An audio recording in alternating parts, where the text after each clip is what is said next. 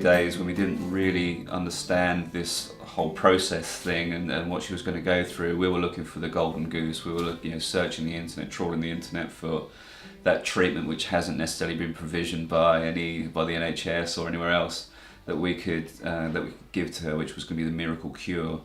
And it was pretty clear, although however hard we looked, it was pretty clear that miracle treatment wasn't available. It's just not there. So the options were limited, and when the options are limited, you have to agree on them. Things like, I think we supported each other with decisions about proton therapy and going to Alderhay for surgery, which were away from the standard NHS structure for it, or the procedure, but they were the two major ones, and I think we were fine with that. The treatment for Danielle, Paul and I think probably agreed on the treatment, but nothing else. We always used to go into a meeting, and I always used to come out, oh my God, I can't believe they've said that, I can't believe I've said that, and he used to come out, oh, that's good, isn't it? And I was like, well, actually, where's the good in that? Being a man, you don't open up, and he certainly couldn't open up to me because I was struggling enough with my own emotional baggage without his. So for a long time, I wouldn't say it ever became a massive issue, but it was difficult, and it did change things within our marriage. And even now, we're 5 years on from Camille's diagnosis, and with her MRI scans, I struggle. The period coming up to her scans, I go back to that period of deep depression, and whereas Martin doesn't, he deals with them very well. When it comes to the situations where families and parents may be holding in their feelings and trying to put on that positive spin all of the time, it can be quite exhausting. And unfortunately, when they get to a time where a reality may hit, there may be a setback, there may be some really bad news about their child, it can almost come as a crashing tsunami wave rather than a kind of big wave on the shore. So I wonder if there needs to be time for parents where you are letting bits out bit by bit. I often use the analogy with children that it's like a Coke bottle where you're shaking it, and there has to be some pressure that gets let out or it's going to go pop. We're all the same. Not just children are like that, they just like that analogy. I think the idea of just letting out emotion bit by bit by bit could just temper that final reaction when we do hit something which is very difficult. And also it's helpful for children to see that parents are emotional beings too. We're not just boards that are strong, we are a whole range of human emotion. I think that's a very healthy role model for our children to help them understand, yes, mummy is very sad at the minute and mummy's very worried, but that's okay, because when we're sad and we're worried, we talk about it, or we think about it all together, or mummy will go for a run, or mummy will do something helpful. So we can always use the negative emotions that we feel in a positive way. Definitely different opinions on until we got to the real serious bits, and then maybe he'd agree with me, but I think most parents go through that. I mean, we remember going to the parents' room and thinking you have to look through the window first to see if they're having a big row in there, because 9 times out of 10 there was someone in there rowing about something or other. And I think it's just the pressure of like Paul's home life and my hospital life, if you like, as well, added into the fact that Danielle's not well, that actually I don't think we agreed on anything. Even whether we wanted a cup of tea or some toast or anything, nothing. We really didn't agree on anything at all the whole time, I don't think. I think my husband and I have dealt with this as a team effort.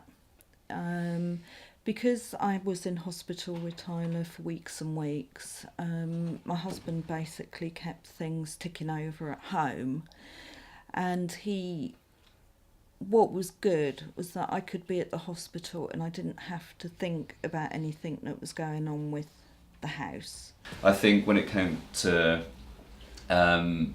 Lucia and the way that I was with her, I think we became generally a bit closer, Lucia and I, just because Hayley was in hospital most of the time with Camille, that I was able to spend a little bit more time with Lucia, just the two of us, although with my parents and other family members as the we're in there in the background. It's not uncommon for us to talk to parents who are really not getting on, are experiencing a huge amount of conflict about different decisions that are being made. Under pressure, any relationship is hard, let alone at a time where you are extremely concerned about the welfare of your child with a diagnosis, potentially your other children at home as well, how you're going to manage the hospital visits, how you're going to manage the next period of time, thinking about the worst, thinking about the best. If one parent is too hopeful, the other parent can find that frustrating. It's just interesting that conflict generally will happen in a parental relationship, and that's okay. You will get through it. You know, even when you come home from hospital, it does. You know, we still disagreed on a lot of things when we came home, and I think the difficulty was me when I came home, because obviously I'd been in hospital with Danielle for 9 months and Paul had been out with Laura, that they kind of become a bit of a couple and they'd move things around in the kitchen, and I didn't feel like I was coming back into my house. So that was awful as well. But I think you just, I mean, what's 7 years on now, and probably we only spoke about it maybe a year ago. Like, I really didn't like you at all. I really didn't. I hated it when you walked through that door to come to visit. I didn't want to see you, I didn't want to see Laura, I didn't want to see anyone, because that was like my normal life and you were coming into my not normal life. But I think you do learn to talk about everything more, I think. Parents become protective of each other. They begin to want to protect each other from what they're feeling, because they think, oh, I'm feeling devastated, I just want to cry all day, but also you're going through it too and I don't want to put that on you. And you can become quite protective of the other person in the relationship. You know each other best, so you know where each other's soft spots are and where each other's strengths are. So there can be times where you may think you're being protective of your partner, your husband, your wife, but actually what you may be doing is shutting them out of what you're feeling. Martin very much put his trust in the consultants and the hospital, whereas I was still incredibly emotional, and I knew that her chances of survival were very low. And, you know, words of the consultant at the initial meeting when we discovered what type of tumour she had, you know, they'd keep me awake every night, and I had serious trouble sleeping, whereas I resented Martin that every night he went to bed and he slept, whereas I'd be crying next to him, and he's a very deep sleeper anyway, so he wouldn't even be aware that I was sobbing in bed next to him. And I very quickly resented him for that, and it made things difficult. I think for parents we often see different personality styles kind of coming out and being magnified at a time of stress. So it might be that somebody's generally got a very optimistic personality, they come across as hopeful, they are thinking this is going to be all right, we're going to get through this, whereas the other parent's sitting there feeling quite down, depressed, feeling as if their world has just ended with that word cancer. And I suppose sometimes that can cause a clash in relationships, and it's about understanding what is needed right now for each of those people in the couple. So actually, if you are feeling quite depressed, maybe your husband needs you to be a tiny bit more hopeful, and almost could it benefit you to see a little bit of what that other person's saying and understand what they're feeling and maybe why they can't be in the same position as you. He was concerned about me because I did feel suicidal. He would often say, he's told me since, you know, he'd put the key in the door and he wouldn't know what to expect when he came home.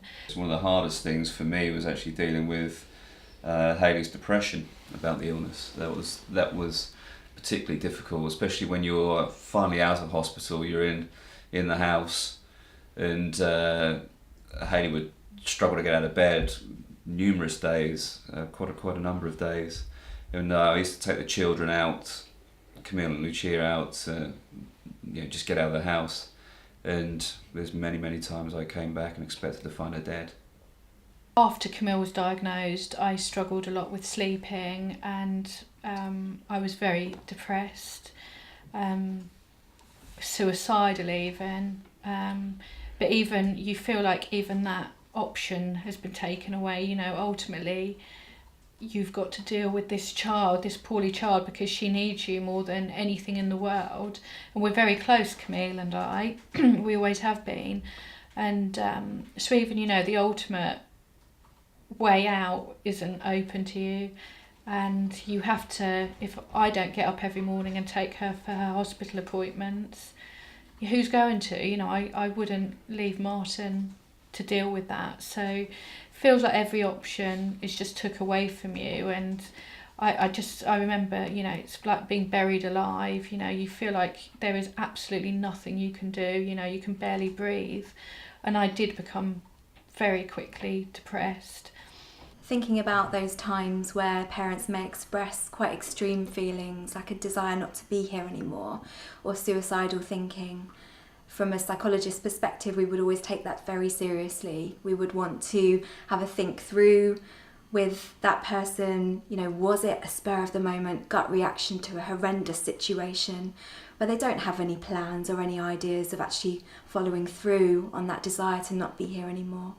Was it something that they've done before? Was it something that is in their history and they do have a tendency to want to harm themselves in situations of intense pressure? So everybody needs to be dealt with in an individual way at these times, because for most parents it probably will be the gut reaction, this is horrendous, I don't want to be here anymore. But for some others it may be more serious than that, and this is where we'd always encourage some consultation with a health professional, whether that be your GP if you've got a good relationship with them, or you find a GP. Especially when this diagnosis comes in, you find a GP who you trust, who you can relate to, who you can have those informal conversations with. I think from my experience, parents get very worried about telling people they're feeling suicidal because they think the men in white coats are going to come in, scoop them up and take them away from their children at a time where they're needed. That's not what happens anymore. That's probably never what happens. It's a caricature of what we think is going to happen. People are there to support you, think that through with you, provide you support if and when you need it. So I would always encourage that somebody seeks support if they're having those ideas through your family, through your friends, but also consult a professional. We're still under the process of being tested with genetics at the moment. We had the results last week that it stems from my husband's side of the family. And that was quite devastating for him to realise that, hey, his genes could have given Michaela this illness. He couldn't quite get his head around the fact that genetically, through genes and no fault of our own, that the illness could have come through the genes from his side of the family. We don't fully understand it all yet with genetics, but you don't need to look at it like that. You'll never understand your genes fully and where they all come from. I found wrapping my arms around my husband and telling him, you know what, you didn't pass it on. We wasn't to know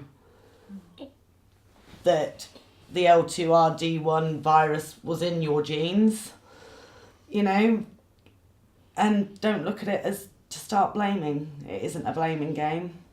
You don't need to blame yourself for any of the illnesses, cancers, whatever, because there is nobody to blame. It's just one of those things that your family has unfortunately got. If you would like further information on any matters raised in this film, please go to www.jossearchlight.org.uk.